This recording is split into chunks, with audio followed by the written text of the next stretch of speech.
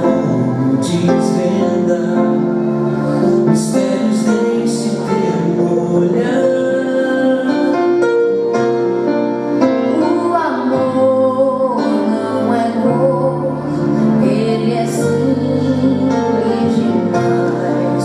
Como a brisa ele vem no frescor da manhã. Mas foi no teu olhar então que eu pude perceber que as cores do amor vejo em você.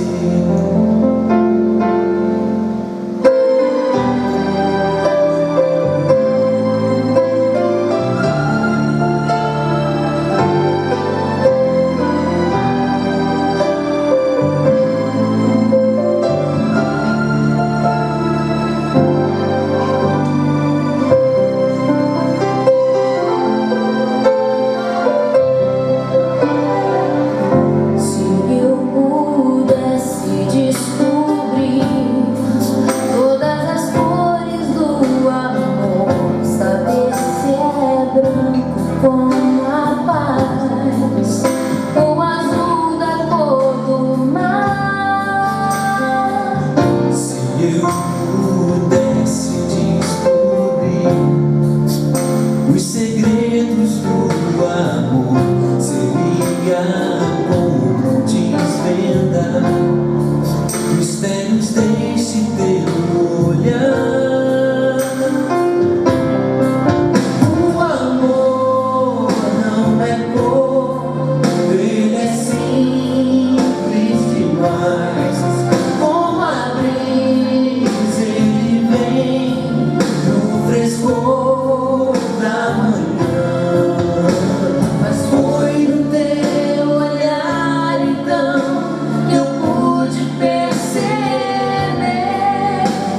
As cores do amor vejo em você.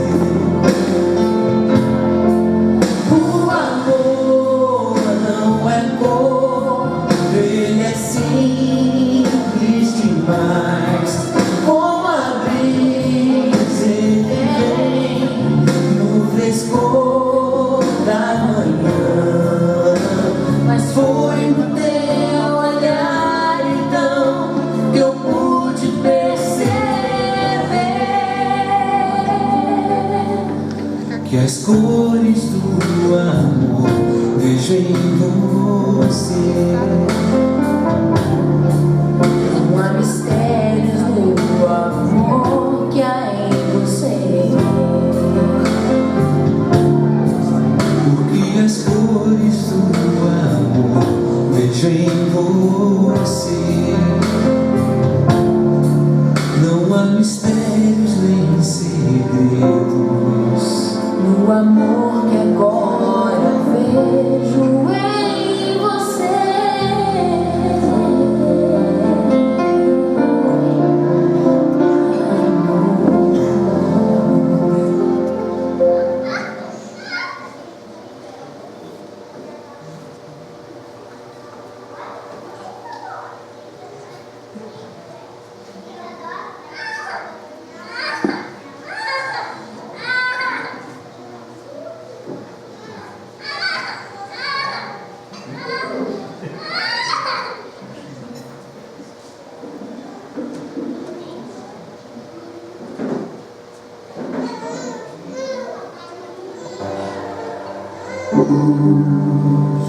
Estão sensíveis para ouvir meu clamor. Posso até chorar, mas a alegria vem de manhã. És Deus e perto e não de longe. Nunca mudastes, tu és fiel.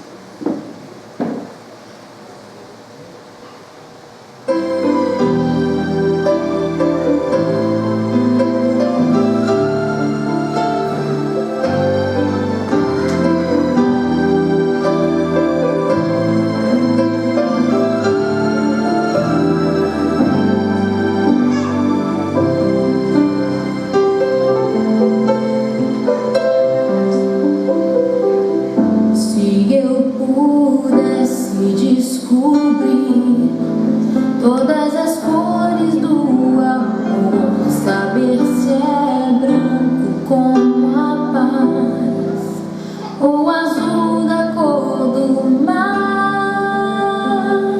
Se eu pudesse descobrir os segredos do amor, seria como desvendar mistérios deste teu olhar. O amor não é cor, ele é simples demais. Como a brisa, ele vem no frescor da manhã. Mas foi no teu olhar então que eu pude perceber Que as cores do amor vejo em você.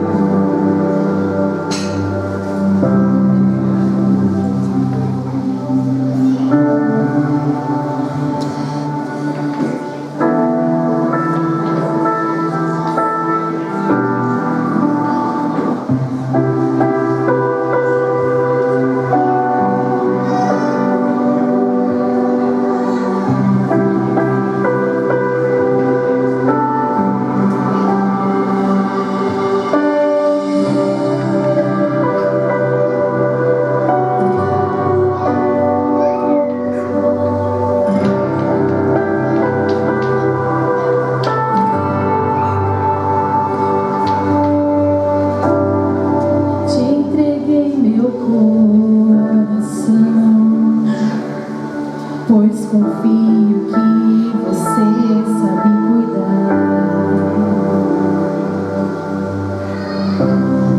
Te entreguei meu coração,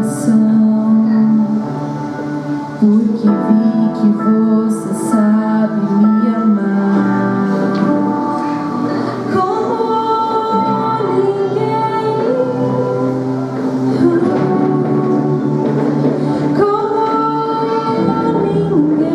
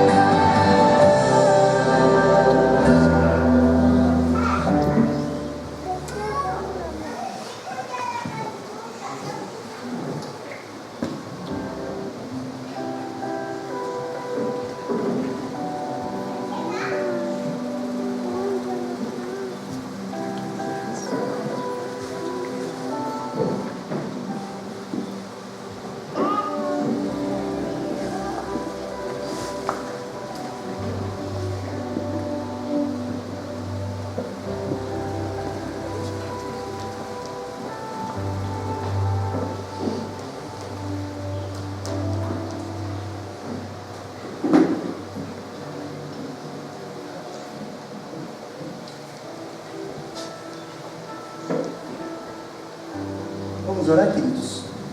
Convido a você a fechar seus olhos. Se você tiver liberdade, feche seus olhos. Deus, muito obrigado pelas nossas vidas. Muito obrigado, Senhor, por essa noite tão especial. Senhor, muito obrigado pela vida do Senhor Roberto, da Dona Verônica. Muito obrigado, Senhor, porque nós podemos nos reunir. Nós te pedimos, doce amado Espírito Santo, ministra os nossos corações. Enquanto nós compartilhamos a sua palavra, enquanto nós vivemos esse momento aqui, eu te peço, Deus, fala conosco. Instrui o nosso coração, Senhor. Nos ensina, Senhor. Ministra as nossas vidas. Senhor Jesus, seja o convidado de honra nesse local. Nós te convidamos, Senhor, participa dessa festa, participa de cada momento, Senhor. Nós te pedimos, Deus, fala conosco, Senhor. Nos leva para mais perto do Senhor, Pai. Enquanto ouvimos a sua voz, Pai, enquanto ouvimos a sua palavra, eu te peço, Deus, ministra os nossos corações, Pai. Nós oramos assim, em nome de Cristo Jesus. Convido a todos a se sentar.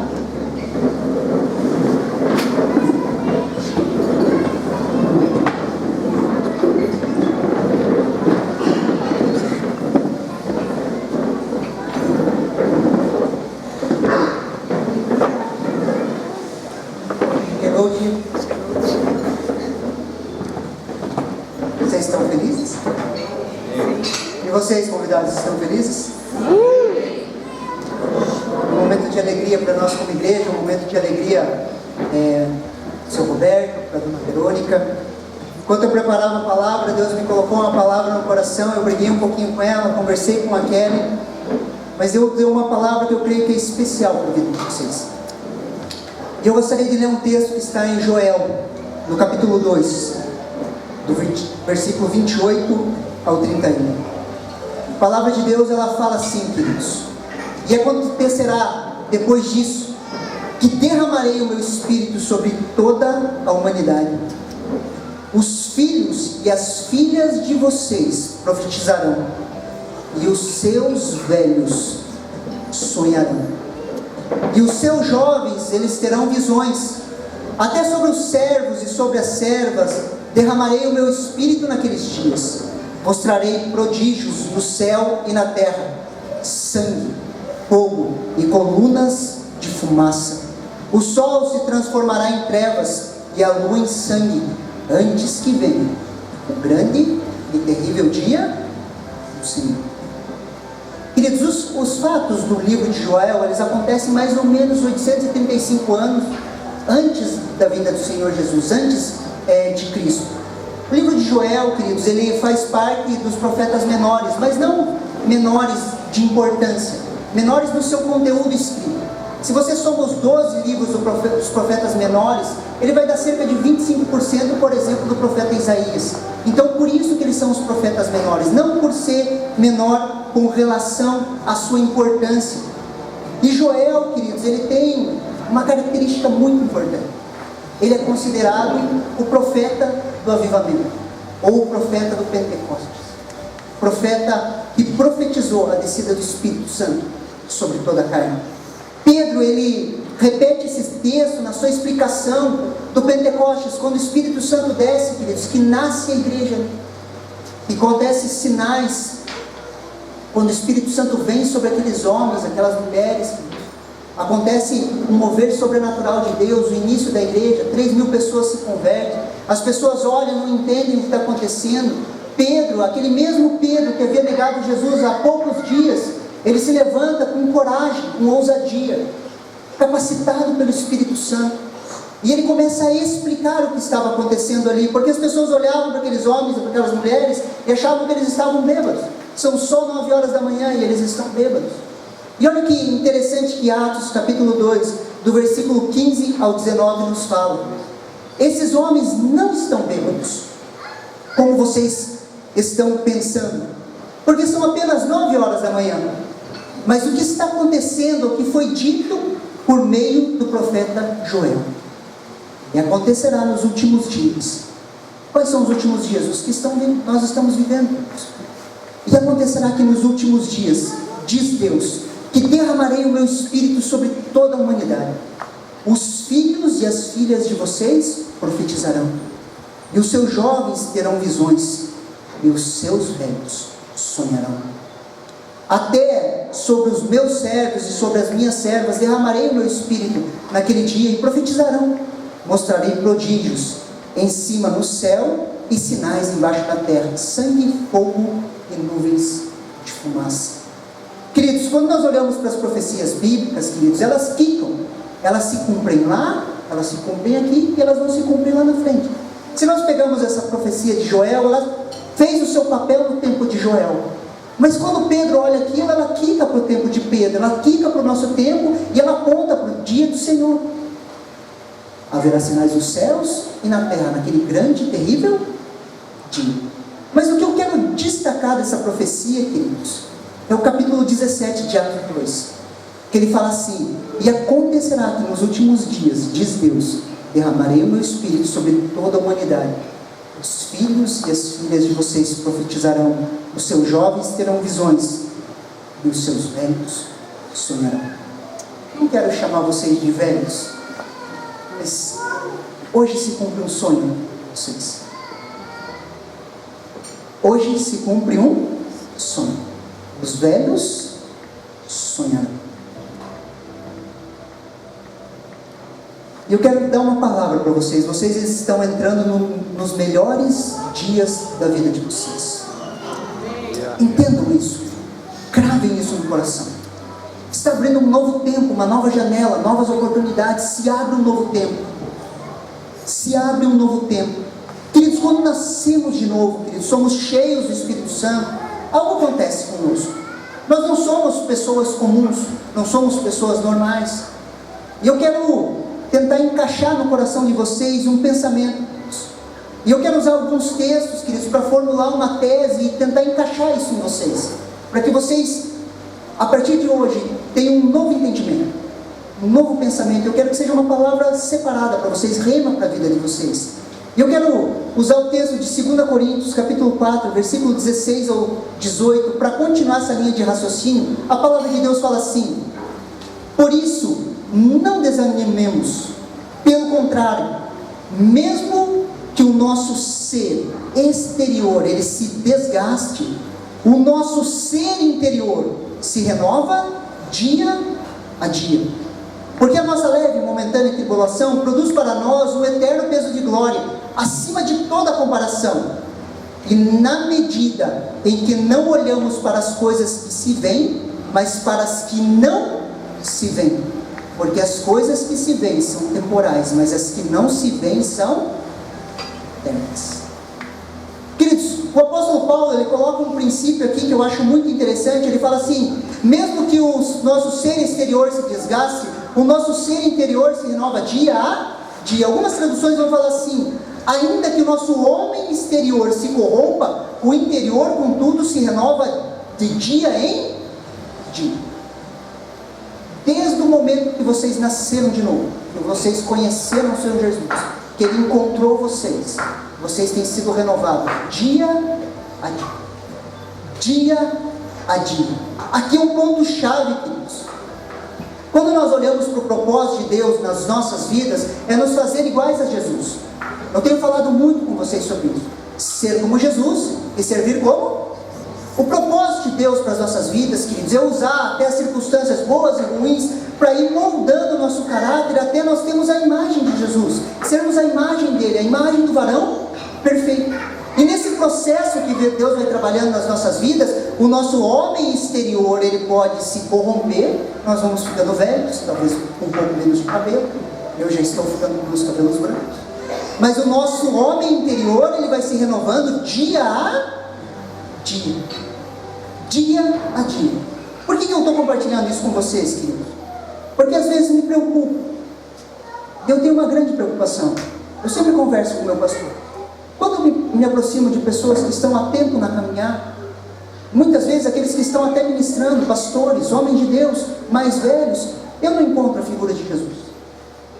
Eu acabo vendo pessoas amarguradas, ressentidas, reclamando às vezes do ministério, da vida, da família.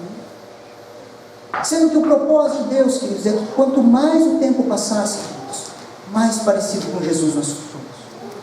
E eu quero falar para vocês, vocês vão cumprir isso. Vocês vão se parecer com Jesus.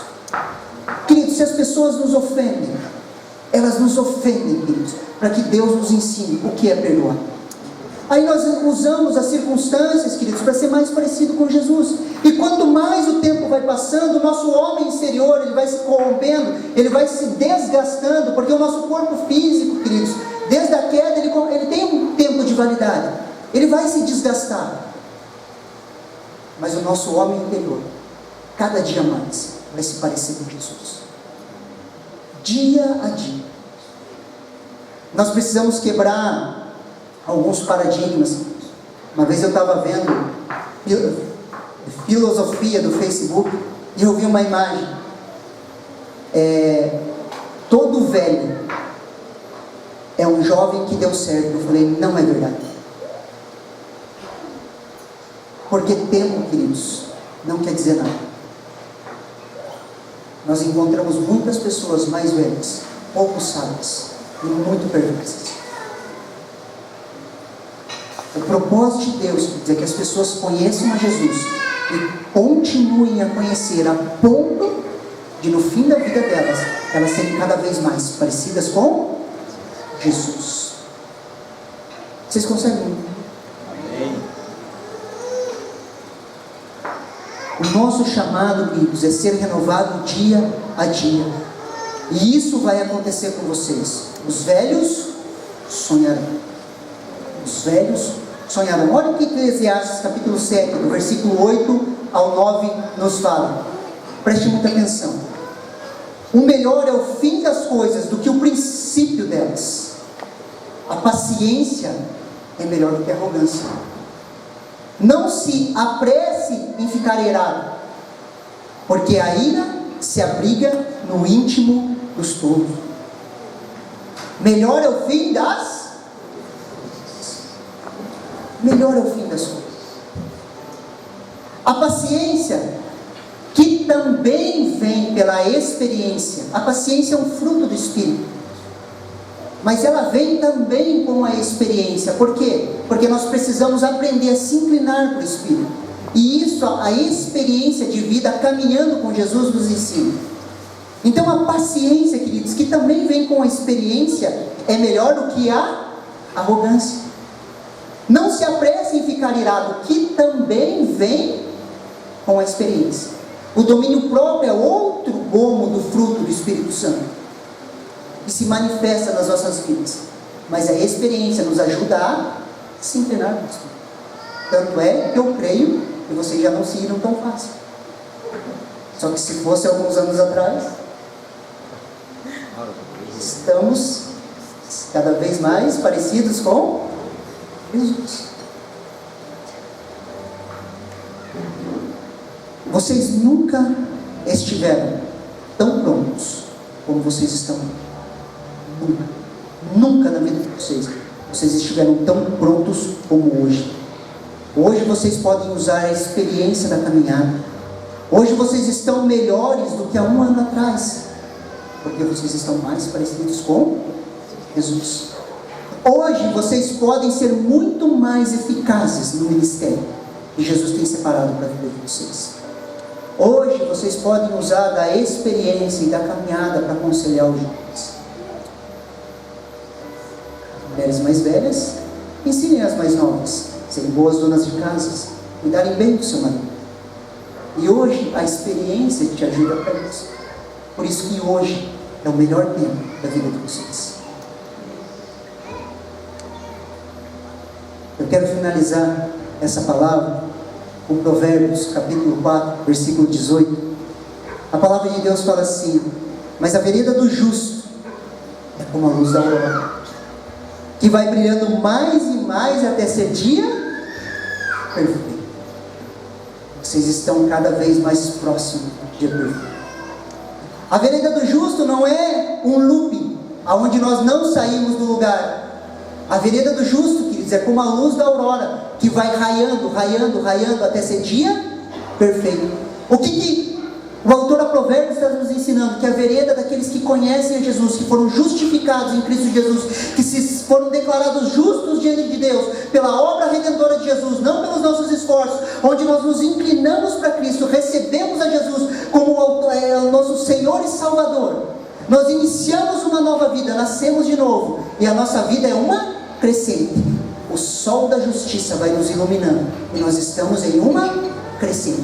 Por isso que eu garanto para vocês, que o melhor dia da vida de vocês é hoje. O melhor tempo, queridos, para vocês ministrarem, para vocês ensinarem, para vocês viverem, para vocês aproveitarem o casamento, para vocês aproveitarem os netos, para vocês aproveitarem para ministrar a igreja, se chama hoje. Porque os velhos sonharão. Os velhos sonharão.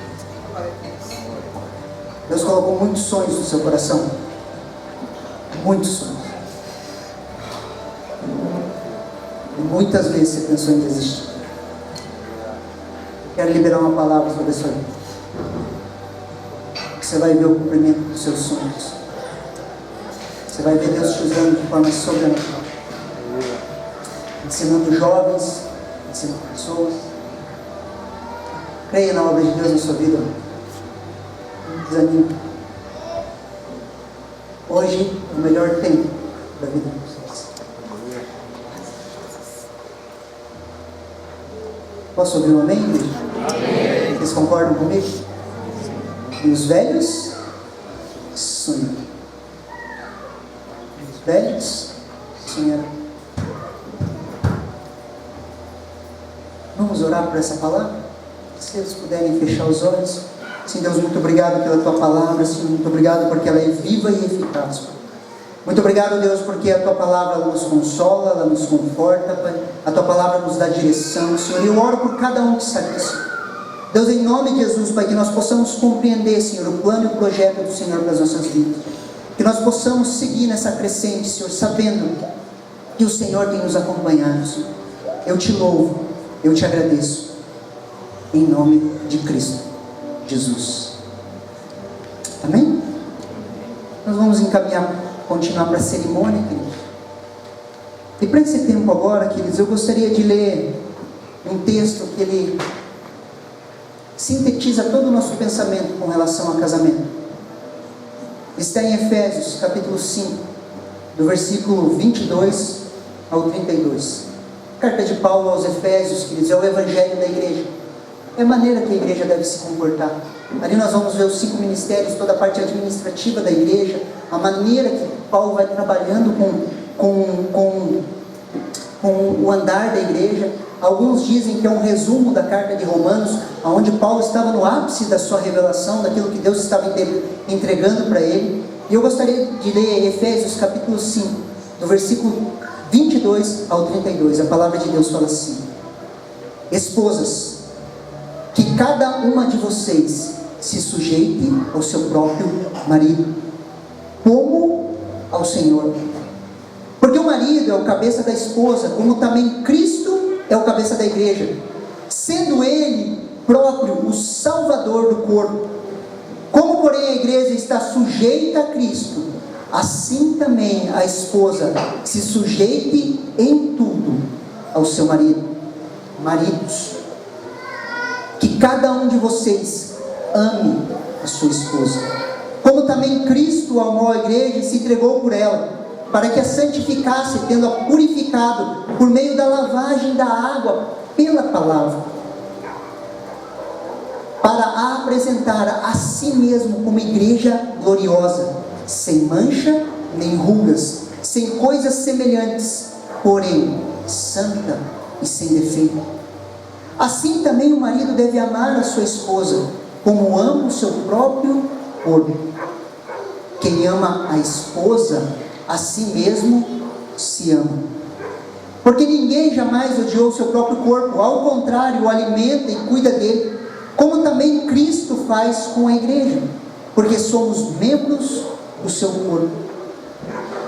Eis porque o homem deixará seu pai e sua mãe, e se unirá à sua mulher, e tornando-se os dois uma só carne. Grande é esse mistério, mas eu me refiro a Cristo e a igreja.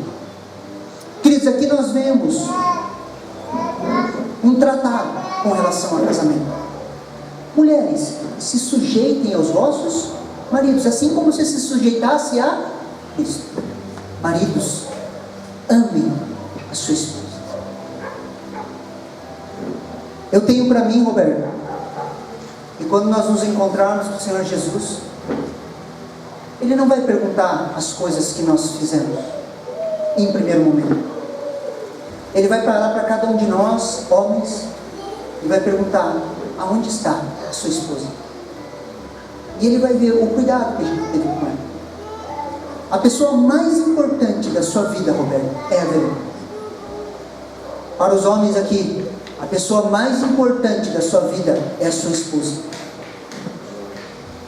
Assim como Cristo amou a igreja, meu e o seu desafio é amar as nossas esposas.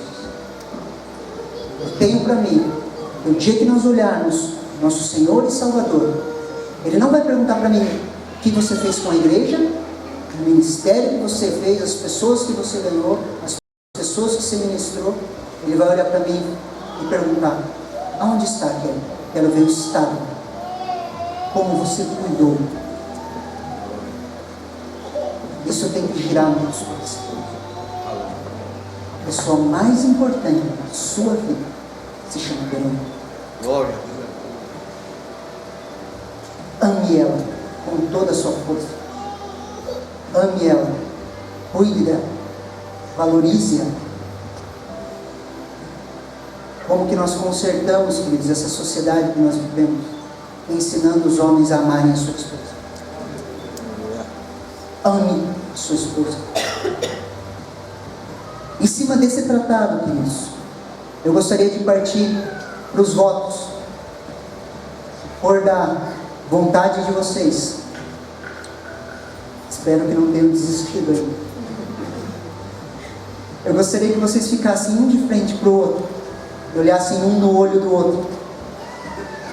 Segure na mão da sua esposa. Vamos começar com você, Verônica.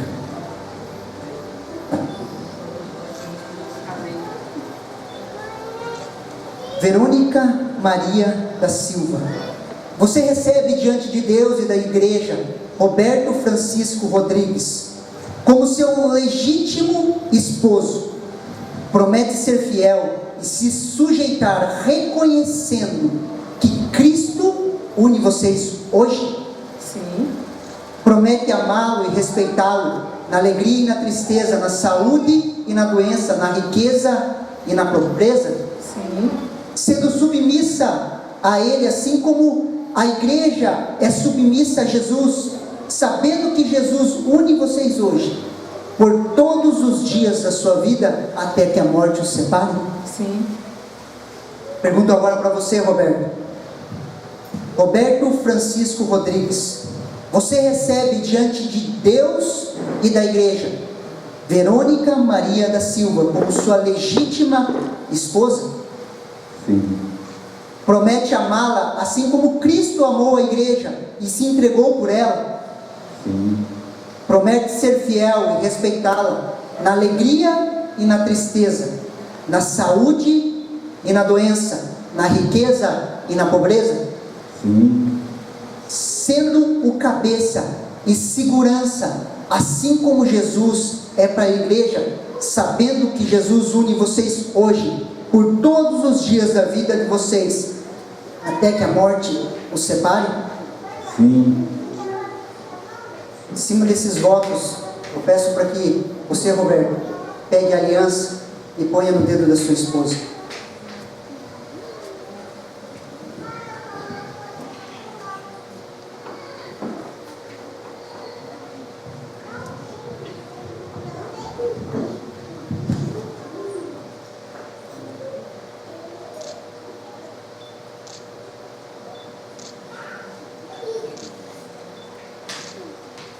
Verônica, eu peço que você pegue a aliança, ponha no dedo do teu.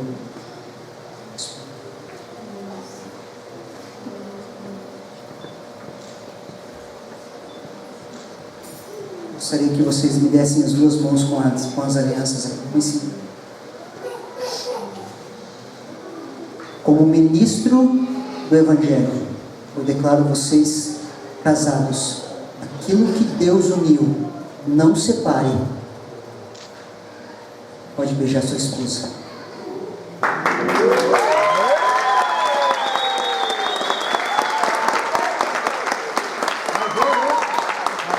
Mais um beijo.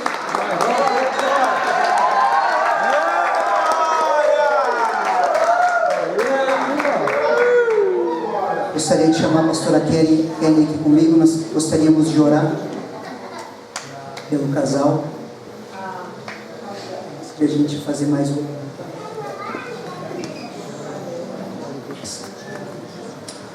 Estenda suas mãos para cá.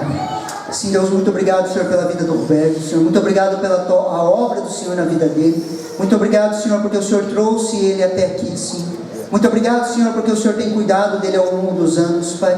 Eu quero declarar, Senhor, um novo tempo sobre a vida dele, Deus. Deus, em nome de Jesus, Pai, que ele seja envolvido pelo Teu Espírito Santo, Senhor. Deus, em nome de Jesus, Pai, que a capacitação do alto venha sobre a vida dele, Senhor. Que ele seja um homem segundo o seu coração, Senhor. Que ele ame a sua esposa, Senhor, de forma sobrenatural, Deus. Eu te peço, Deus, em cada busca ao Senhor, Pai, que a casa dele, Senhor, seja envolvida com a sua presença, com o seu favor, Pai. Muito obrigado, Senhor, pela sua boa mão sobre a vida deles, Pai. Nós te louvamos, Pai, nós te agradecemos em nome de Jesus.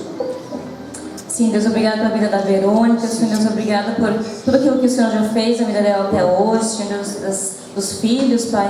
Deus, eu quero te pedir que a partir de hoje, Deus, é um novo dia na vida dela. Senhor Deus, os momentos de devocional, no tempo de oração não serão mais os mesmos, Pai.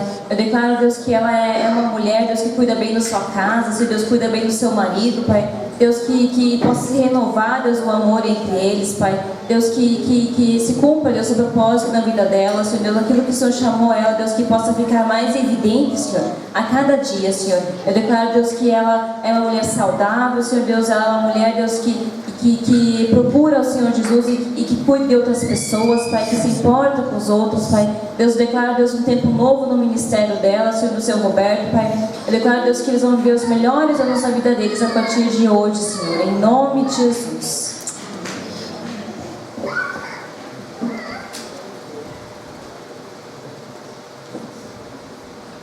Eu gostaria de, como é de costume, nós vamos celebrar a ceia. Eu gostaria de ler um texto que se encontra em Coríntios, capítulo 11, do versículo 23 ao 26. A palavra de Deus fala assim: porque eu recebi do Senhor o que também lhes entreguei. E o Senhor Jesus, na noite em que foi traído, pegou o pão e, tendo dado graças, partiu, dizendo: isso é o meu corpo, que é dado por vocês. Façam isso em memória de mim. E ele continua: do mesmo modo, depois de ceiar, pegou também o cálice, dizendo: este é o cálice da nova aliança no meu sangue. Façam isto todas as vezes que beberem em memória de mim. Porque todas as vezes que comerem este pão e beberem o cálice, vocês anunciam a morte do Senhor até que Ele venha. Queridos, biblicamente todos nós somos sacerdotes na casa de Deus. Todos nós somos sacerdotes. Por isso eu quero te convidar, Roberto, a você pegar do pão e entregar para sua esposa.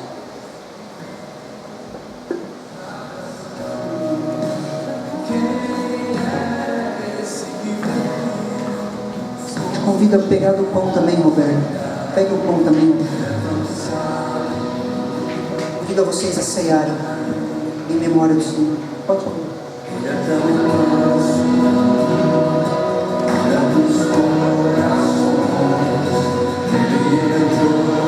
Quero te convidar, Roberto, a você pegar o cálice e servir a sua esposa como um sacerdote na casa de Deus.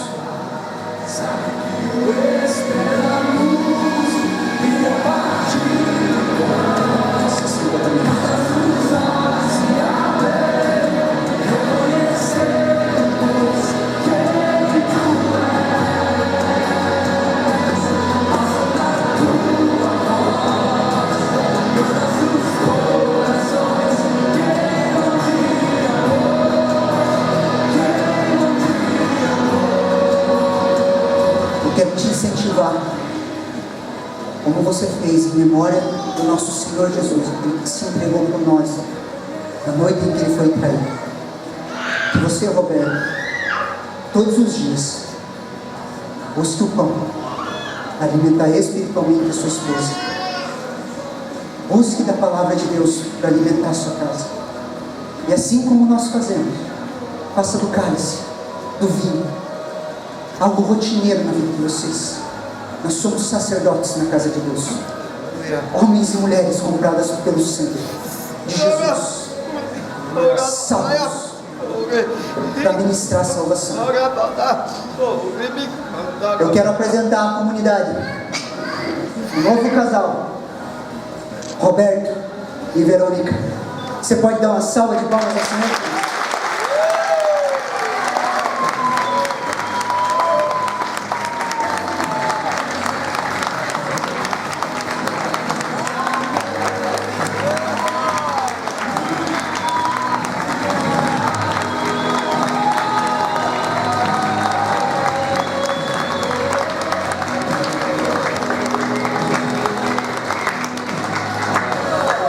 Declarar essa cerimônia encerrada.